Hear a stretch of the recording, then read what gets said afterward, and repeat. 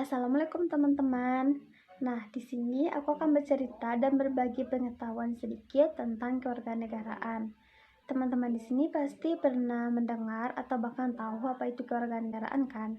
Nah, untuk mengingat dan untuk belajar bersama, aku akan menceritakan tentang kewarganegaraan. Simak video ini sampai selesai. Sebelum aku membahas tentang bagaimana hakikat kewarganegaraan, aku akan menjelaskan sedikit tentang dasar dari kewarganegaraan. Kewarganegaraan adalah hubungan seorang individu dengan negaranya. Individu tersebut memiliki hak dan kewajiban yang penuh sebagai warga di negara tersebut. Kewarganegaraan ini memiliki sifat kebebasan, yaitu sifat yang hak tanggung jawabnya penuh di negara tersebut. Memiliki kewarganegaraan berarti kita siap menerima segala aturan dan undang-undang yang ada di negara tersebut. Nah, kewargaan ini sendiri merupakan suatu bentuk kebangsaan yang sangat istimewa. Kenapa demikian? Karena di kewarganegaraan terdapat namanya hak politik, di mana hak politik ini kita bebas memilih atau menjadi pejabat publik. Nah, itulah penjelasan sedikit tentang apa itu kewarganegaraannya. Kita akan membahas tentang bagaimana hakikat kewarganegaraan tersebut. Dulu, sewaktu kita sekolah dasar, kita sering diajarkan oleh guru kita tentang hak kewajiban, di mana pembelajaran tersebut biasanya terdapat di pendidikan kewarganegaraan atau kewarganegaraan. Nah, guru kita mengajarkan tentang hak, kewajiban, demokrasi. Tetapi hal tersebut tidak hanya harus kita ketahui dan kita hafalkan dalam kepala, tetapi harus kita terapkan dalam kehidupan sehari-hari. Nah, di sini aku akan mengambil contoh tentang bagaimana berdemokrasi atau menggunakan hak sebagai warga negara. Contoh yang akan aku ambil di sini ialah tentang pemilu. Pada saat pemilu, kita akan diberikan hak pilih atau hak suara untuk memilih dari sekian pilihan yang ada.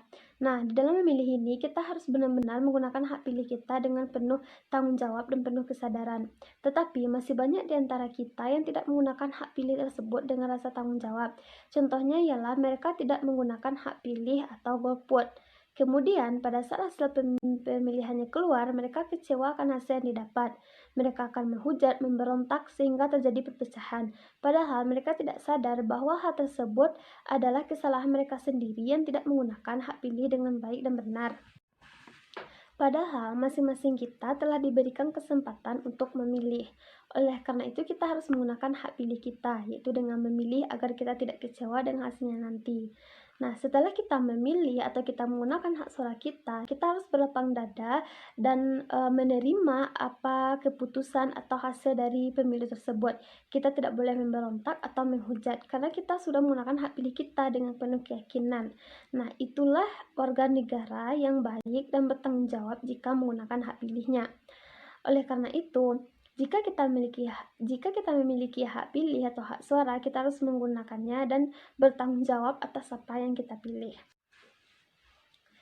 Oke, itulah contoh tentang demokrasi atau penggunaan hak dan kewajiban di sekitar kita. Semoga dengan penjelasan aku tadi kita dapat menjadi negara yang baik dan benar. Nah, jika teman-teman semua telah memiliki hak pilih atau hak suara dalam memilih, maka gunakanlah. Karena itu akan sangat mempengaruhi hasilnya nanti.